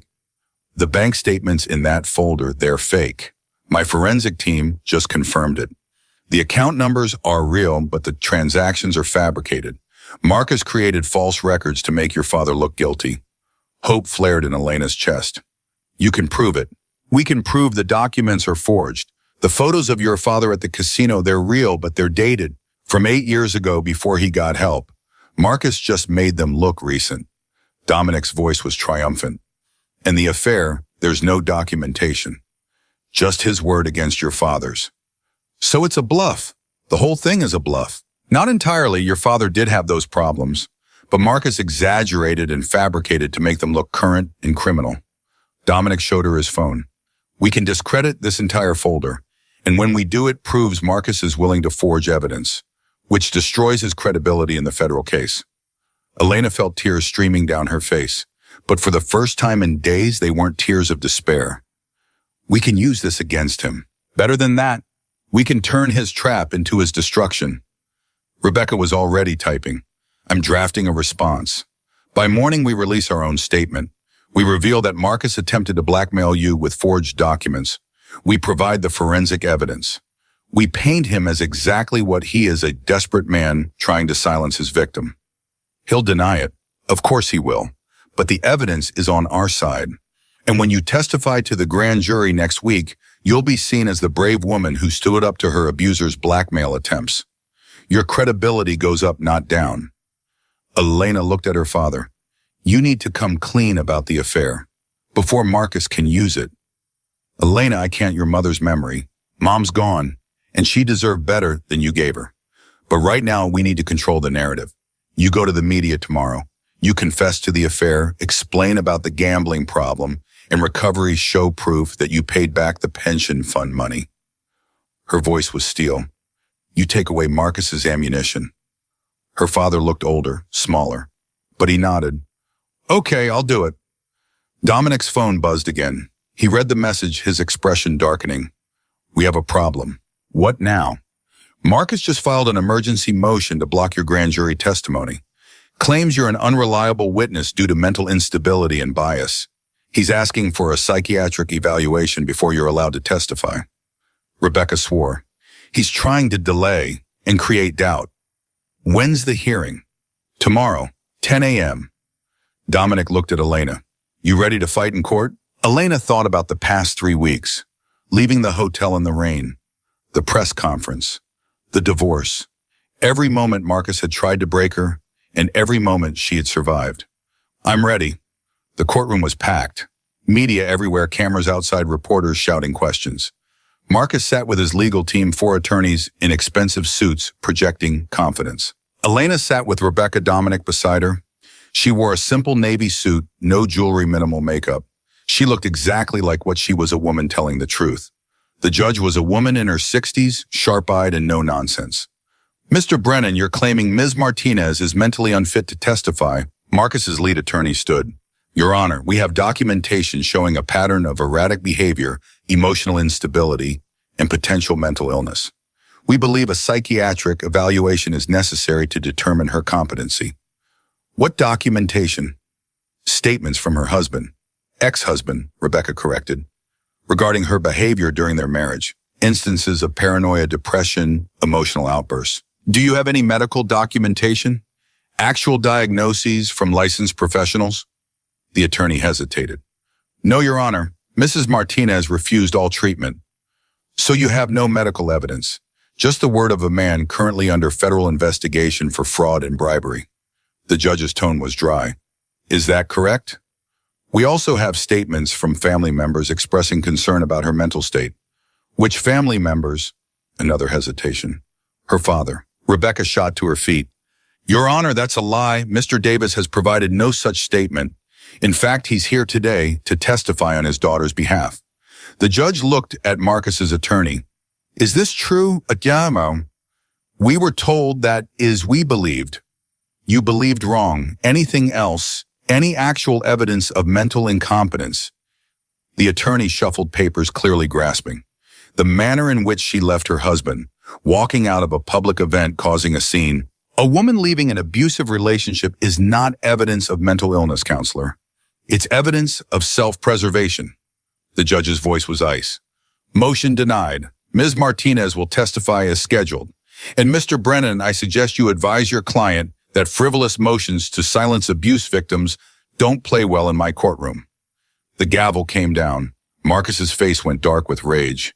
As they filed out, he caught Elena's arm in the hallway. This isn't over. Dominic was there instantly, breaking Marcus's grip.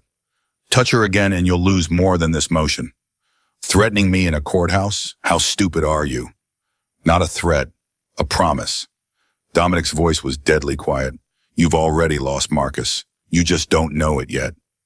Security intervened before it could escalate, but Elena saw something in Marcus's eyes she'd never seen before. Fear. He was afraid of losing control, of facing consequences, of her. The realization was intoxicating. That night, Elena's father went on the local news. He confessed to the affair, explained his gambling recovery, provided bank records, showing he had repaid the pension fund. He was honest, humble, broken. I failed my family, he said, tears in his eyes.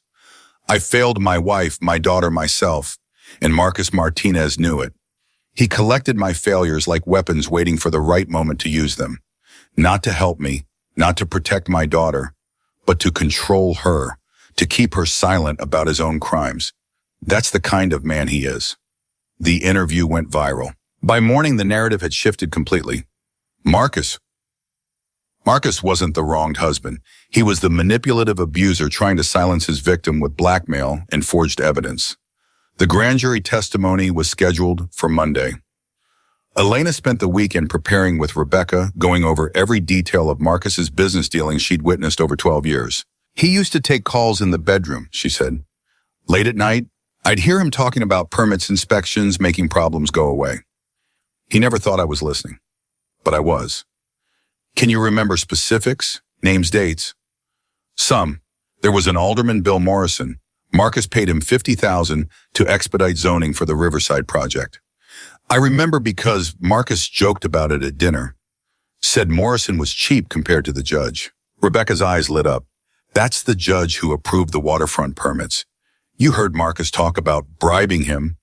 Not directly, but he said everyone has a price and Judge Sullivan's is surprisingly reasonable. Elena's hands clenched. I remember thinking I should say something, do something, but I was too afraid. You're doing something now. That's what matters. Monday morning arrived cold and clear. Elena wore a gray suit, pearl earrings that had been her mother's.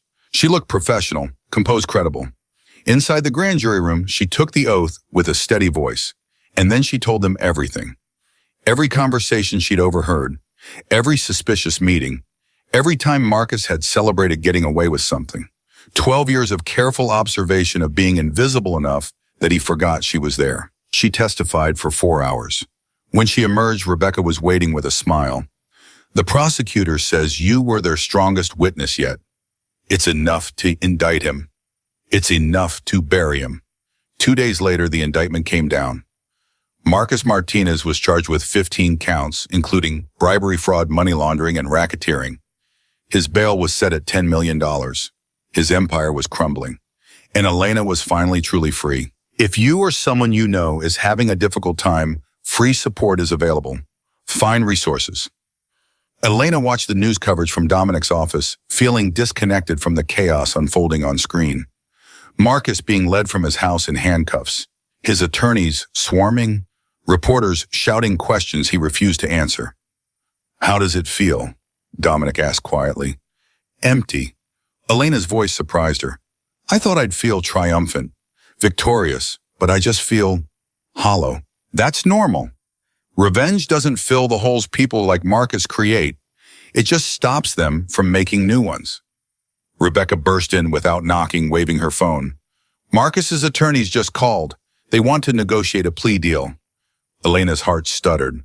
Already, the evidence is overwhelming. They know he's going to be convicted. They're trying to minimize the damage. Rebecca's smile was sharp. They're offering to plead guilty to reduce charges in exchange for cooperation with the FBI on other cases. Other cases. Turns out Marcus wasn't working alone. He has information on corrupt officials, other developers, a whole network of people who've been gaming the system for years. Dominic leaned back in his chair. "The feds want him to flip. Give them everyone else." Elena felt sick, so he gets away with it. Reduced sentence, comfortable prison, out in a few years. He's looking at minimum 8 years even with cooperation. Maximum 15. For a man like Marcus, that might as well be a lifetime. Rebecca sat down. "But here's the thing, you get a say in this. The prosecutor wants to know if you'll support the plea deal." "Why would my opinion matter?" "Because you're the victim. Your testimony was crucial to the case. If you object to the plea, they'll take it to trial instead. Full prosecution, maximum charges." Elena stood pacing. "What happens if it goes to trial?" "You testify again, in public this time. Everything you told the grand jury, but in open court. Cross-examination. Marcus's attorneys trying to discredit you. Media circus." Rebecca's voice was gentle. "It would be brutal, Elena. I won't lie to you about that." "How long would it take?" 6 months minimum, possibly a year, and there's always a chance a jury acquits. Unlikely but possible. Versus 8 years guaranteed if he pleads. Versus 8 to 15 depending on how much he cooperates. Plus he loses everything. His business, his reputation, his freedom. He'll be a convicted felon. That doesn't go away. Elena thought about Marcus in prison, orange jumpsuit instead of designer suits, sharing space instead of commanding it, being powerless for the first time in his life. "I want to see him," she said suddenly. Both Rebecca and Dominic spoke at once. "Absolutely not. I need to see him. Before I decide about the plea, I need to look him in the eye one more time." "Elena, that's a terrible idea," Dominic said firmly. "He'll try to manipulate you." "Let him try. I'm not the same person I was a month ago. I'm not afraid of him anymore." "Then I'm coming with you," Dominic said. "No, this is something I need to do alone." The jail was cold and institutional. Elena sat in a private meeting room, her hands shaking despite her brave words. When Marcus was brought in wearing an orange jumpsuit, his hands cuffed, she felt a jolt of satisfaction. He looked diminished, smaller somehow. The power that had always radiated from him was gone. "Elena," his voice was different too, softer, almost vulnerable. "You came. I needed to see you to understand why you did all of this." Marcus sat across from her, the table between them suddenly feeling like a metaphor. "I did it because I could, because people let me, because the system rewards men like me and punishes people like you for trying to stop us." The honesty shocked her. "That's it. That's your explanation. What do you want me to say, that I loved you? That I regret what I did?" He laughed bitterly. "I don't love anyone, Elena. I told you that in the coat room. You were a placeholder, a beautiful object I owned. And when you stopped being convenient, I tried to destroy you. That's who I am. You're a monster." "No, I'm a businessman. Monsters act on impulse. I calculated everything. Every move. Every manipulation. It just stopped working when you finally fought back." He leaned forward. "That's what I miscalculated. I thought you were too weak. Too broken. I didn't expect you to have someone like Dominic Sorrento backing you." Elena's chest tightened. "This isn't about Dominic. Isn't it? And you think you won because of your strength? You won because you found someone more ruthless than me. Someone willing to break the rules I only bent. Someone with connections I couldn't touch. Marcus's eyes were cold. You didn't beat me, Elena. He did. The words hit like acid, because part of her wondered if they were true. I beat you, she said, voice shaking. I walked out. I testified. I chose freedom over fear. Dominic just gave me the tools to fight, but the choice was mine. Keep telling yourself that, but we both know you'd still be trapped if he hadn't noticed you that night. One act of kindness from a dangerous man, and suddenly you're brave. Marcus smiled cruelly. You're not brave, Elena. You're just traded one cage for another. This meeting is over. Elena stood her legs trembling. Wait, Marcus's voice cracked. The plea deal, are you going to support it? Why should I? Because 8 years of my life is enough revenge. Because dragging this through trial won't change what happened. Because deep down, you're still the good girl who wants to do the right thing. He paused. And because if you force this to trial, I'll make sure every ugly detail of our marriage comes out. Every fight, every time you disappointed me, every reason I sought comfort elsewhere. I'll paint you as the frigid, neurotic wife who drove me to. You really think that'll work, but after everything, I think juries love a tragic story, and I'm very good at telling them. Marcus's smile was poison. Support the plea, Elena. Let me do my time quietly, or I'll make sure the trial destroys what's left of your dignity. Elena felt the old fear trying to take root, the instinct to placate, to avoid conflict, to make herself smaller. Then she remembered Dominic's words, "You're not brave. Become brave." No, her voice was steel. I'm not supporting the plea. Take it to trial. Tell whatever lies you want. I'll tell the truth. And we'll let the world decide who they believe, the convicted felon or the woman who survived him. Marcus's face contorted with rage. You stupid guard, doctor! Elena called. We're done here. As she was led out, Marcus's voice followed her. You'll regret this. The door closed, cutting him off. Elena walked out of the jail into winter sunlight, breathing hard. Dominic was waiting by the car, his expression tense. How did it go? I'm not supporting the plea. It's going to trial. Dominic studied her face. You're sure? I'm sure. He threatened me, but tried to manipulate me. Told me I'm not really brave, that I only won because of you. Elena met his eyes. He's wrong. I won because I chose to fight. And I'm choosing to finish this, no matter how ugly it gets. Something shifted in Dominic's expression. Respect, maybe, or something deeper. Then we fight. The trial was scheduled for 3 months later. Elena spent that time rebuilding herself. She started therapy with a woman who specialized in abuse survivors. She reconnected with old friends Marcus had isolated her from. She visited her father, and slowly, painfully, they began to repair their relationship. I'm proud of you, he said one afternoon over coffee. Your mother would be too. Don't, Elena's voice was sharp. Don't pretend Mom would approve of any of this mess. I'm not. I'm saying she'd be proud that you got out, that you fought back.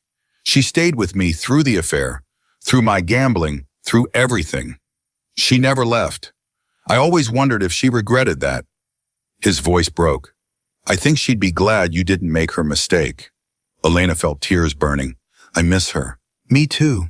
Every day. Her father reached across the table, squeezed her hand. She taught you strength, even if she didn't use her own. You're using it for both of you now. The weeks passed in a blur of preparation. Rebecca drilled her on testimony, on how to handle cross-examination, on staying calm under pressure. Dominic arranged security, monitored threats, made sure she felt safe. And slowly, Elena realized something. She was falling in love with him. It happened in small moments. The way he brought her coffee exactly how she liked it. The way he listened when she talked about her therapy sessions. The way he never pushed for more than she was ready to give. One night, 3 weeks before the trial, she found him on the penthouse balcony, staring out at the city. Can't sleep, she asked, thinking about the trial, going through every possible angle Marcus's attorneys might use. Elena stood beside him. Can I ask you something? Anything. Why do you really do this? Not just me, I know about your sister, but you've helped other women. Rebecca mentioned cases, you've funded people, you've protected. Wow, Dominic was quiet for a long moment. My father was like Marcus, controlled my mother through fear and money, beat her when she stepped out of line. I was 8 when she finally left him, took me and my sister, disappeared in the middle of the night. Elena's breath caught. What happened? He found us 3 months later, dragged my mother back, said he'd kill her if she ever tried to leave again. She believed him. Dominic's voice was flat. She died 2 years later. Officially, it was a heart attack, but I think she just gave up, stopped fighting, let herself fade away. I'm so sorry. After that, my sister and I were stuck with him until we were old enough to leave. She escaped into a bad marriage. I escaped into a different kind of life, built power so no one could control me again. He turned to her. But power isn't enough. I learned that when Maria killed herself. I had all the resources in the world, but I couldn't save her. So now I use those resources for people who can't save themselves. People like you were. I'm not like her. You survived. That's the difference, but you could have gone the other way. That night in the rain, you could have gone back to the hotel, back to Marcus, back to disappearing. His voice roughened. When I saw you walk out, I saw my sister, my mother, every woman who ever tried to escape and didn't make it. And I decided you would make it, whatever it took. Elena's eyes burned. I wouldn't have without you. Yes, you would. You had it in you all along. I just gave you permission to use it. She kissed him. It wasn't planned, wasn't calculated. Just a spontaneous need to show him what words couldn't. He kissed her back, gentle at first, then deeper. When they pulled apart, his eyes were dark. Elena. I know this is complicated. I know I'm technically still dealing with my divorce, technically still healing, technically not ready for this. She took a breath. But I don't want to wait. I don't want to be careful. I've been careful my whole life and it got me nothing. I want this. I want you. You're sure? Because once we cross this line, I'm sure. They made love slowly, carefully, like they had all the time in the world. Afterward, lying in Dominic's arms, Elena felt something settle inside her. Not completion. She didn't need someone else to complete her, but partnership, choice, freedom. What happens after the trial? She asked quietly. What do you want to happen? I don't know. I've spent so long being what other people needed. I don't know what I want for myself. Then take your time figuring it out. I'm not going anywhere. The trial began on a cold February morning. The courthouse was surrounded by media protesters, curious onlookers.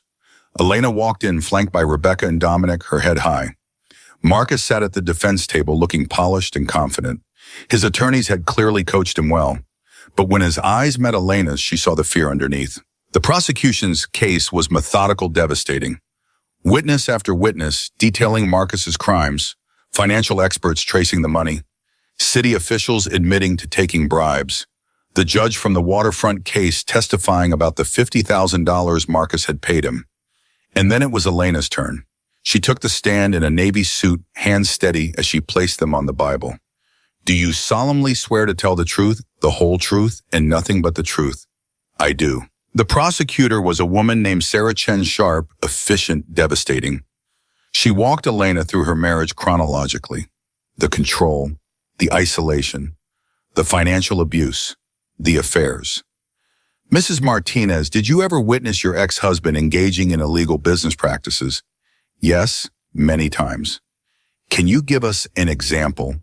Elena described the bedroom phone calls, the jokes about bribing officials, the celebration dinners after permits came through impossibly fast. 12 years of evidence delivered in calm, clear detail.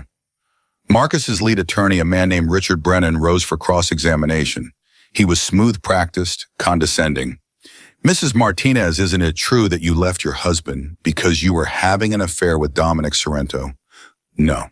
Isn't it true that you fabricated these allegations to justify your infidelity?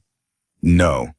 You expect this jury to believe that you endured 12 years of abuse without ever seeking help, without telling anyone, without leaving until the very moment a wealthy, powerful man showed interest in you. Elena met his eyes.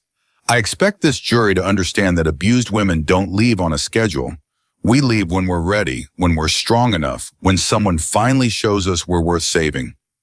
Her voice didn't shake. I left when I couldn't survive one more day. Dominic Sorrento had nothing to do with that decision. He just made sure I didn't have to survive it alone. The attorney tried other angles, suggested she was mentally unstable, questioned her memory of specific conversations, implied she had financial motivation to lie. Elena answered every question calmly, truthfully, without breaking. When she finally stepped down after 3 hours, she felt wrung out but victorious. The trial lasted 2 weeks. The jury deliberated for 4 hours, guilty on all counts. Marcus's face went white as the verdict was read. Elena watched from the gallery Dominic's hand in hers and felt the last chains fall away. Sentencing was scheduled for a month later. Marcus's attorneys argued for leniency, his philanthropy, his contributions to the city, his lack of violent crime. The prosecutor argued for the maximum, the scope of his crimes, the number of victims, his complete lack of remorse. The judge was the same woman who denied Marcus's motion to block Elena's grand jury testimony. Mr. Martinez, you've been convicted of 15 counts of bribery, fraud, and corruption. You used your wealth and power to manipulate systems designed to protect the public good. You hurt countless people, business partners, employees, and most egregiously, your own wife. She paused. But the crime I find most disturbing is your attempt to silence Ms. Martinez through blackmail and intimidation. Your actions demonstrate a pattern of using legal systems as weapons against those who threaten your control. She sentenced him to 18 years in federal prison. Elena watched him being led away and felt nothing. No triumph, no satisfaction, just relief that it was finally over. Outside the courthouse, reporters swarmed with questions. Rebecca handled most of them, but one reporter pushed through to Elena directly. Ms. Martinez, what do you want people to know about surviving an abusive marriage? Elena paused. Thought about the woman she'd been a year ago, broken, invisible, afraid. Thought about who she was now. I want people to know it's never too late to leave, never too late to fight back, never too late to choose yourself. Her voice strengthened. And I want abusers to know that power isn't permanent. Control isn't forever. Eventually, the people you hurt find their voices. And when we do, we don't stop talking until the whole world hears. The footage went viral. Within days, women across the country were coming forward with their own stories. The hashtag choose yourself trended for weeks. Elena became an accidental spokesperson for a movement she'd never intended to start. How do you feel about all this? Dominic asked one night, scrolling through social media responses to her courthouse statement. Terrified, hopeful, overwhelmed. Elena curled into his side. I never wanted to be a public figure. You're not. You're just a woman who told the truth. Other people are using that truth to find their own strength. He kissed her forehead. You should be proud. I am. I think. It's just a lot. 6 months after the trial, Elena started a foundation, the Elena Martinez Foundation for Survivors of Domestic Abuse. Funded by her divorce settlement, it provided legal resources, safe housing, and financial support for women trying to leave abusive relationships. Rebecca served as legal counsel. Dominic helped with funding and security. Her father volunteered in the office, answering phones, doing whatever was needed. I'm trying to make amends, he said one day, to you, to your mother's memory, to all the women I failed by staying silent about Marcus. You're doing good work, Elena said, and she meant it. The foundation grew rapidly. Within a year, they'd helped over 300 women leave abusive situations. Elena spoke at conferences, testified before Congress about domestic violence. Legislation used her platform to create real change. And slowly, carefully, she built a life that was entirely her own. 2 years after the trial, Dominic proposed. Not with fanfare or public gesture, just a quiet evening in the penthouse, a simple ring, a question. I love you. I want to build a life with you, but only if that's what you want. Only if you're choosing this because it makes you happy, not because you think you should. Elena looked at the ring, at Dominic, at the life she'd created from the ashes of her marriage to Marcus. Ask me again in a year, she said. Dominic smiled. Why, Cohaban? Because I need to know I'm choosing you, because I want you, not because I'm afraid to be alone. I need to prove to myself I can be happy on my own first. Fair enough. He put the ring away. I'll be here when you're ready. The year passed. Elena traveled, pursued hobbies she'd abandoned, made friends who knew nothing about Marcus or the trial. She discovered she liked painting, that she was good at public speaking, that she could be happy alone but preferred being with Dominic. When he proposed again exactly 1 year later, she said yes. They married in a small ceremony. Just Rebecca, Elena's father, a few close friends. No media, no fanfare, just two people choosing each other freely. Marcus heard about it in prison. He sent a letter to Elena, venomous and cruel, calling her a whore, and Dominic a criminal, and their marriage a sham. Elena read it once, then burned it. His words couldn't touch her anymore. 3 years after that, Elena stood in a hospital room holding her daughter for the first time. Sophia Elena Sorrento, 8 pounds perfect, screaming with outrage at the unfairness of being born. "She's got your fire," Dominic said, tears in his eyes. "She's gonna need it." Elena kissed her daughter's forehead. "The world's hard on women, but she'll be harder." Marcus was still in prison. Would be for another 11 years. Elena didn't think about him much anymore. He was a chapter in her story, not the whole book. She'd chosen to write the rest herself, and the rest was beautiful. 5 years later, the foundation had helped over 2,000 women. Elena had written a memoir that became a bestseller. Sophia was thriving, smart, fierce, loved beyond measure. Elena stood at a fundraising gala for the foundation, watching survivors tell their stories, watching them choose freedom, watching them become brave. Dominic wrapped his arms around her from behind. "What are you thinking?" "That I'm grateful. For that night in the rain. For Sophie at the cafe. For you following me. For every moment that led me here." She turned in his arms. "I'm thinking that breaking was the best thing that ever happened to me, because it taught me I could rebuild myself into something stronger. You were always strong, you just needed permission to use it." "No," Elena smiled. "I needed to give myself permission. You just reminded me I could." The gala ended late. Elena and Dominic drove home through Chicago streets, the city lights reflecting off the lake. Their daughter was asleep at home with a babysitter. Their life was messy and beautiful and entirely their own. Elena thought about the woman she'd been, the placeholder, the invisible wife, the beautiful object in Marcus's collection. That woman was gone. In her place stood someone real, someone whole, someone who'd learned that the only person who could save her was herself. She'd walked out of that hotel in the rain with nothing, and she'd built everything that mattered from the ruins Marcus had left behind. That was the story she wanted her daughter to know. Not that a man had saved her, but that she'd saved herself, then chosen to let others walk beside her. The rest was just details, and the details finally were hers to write.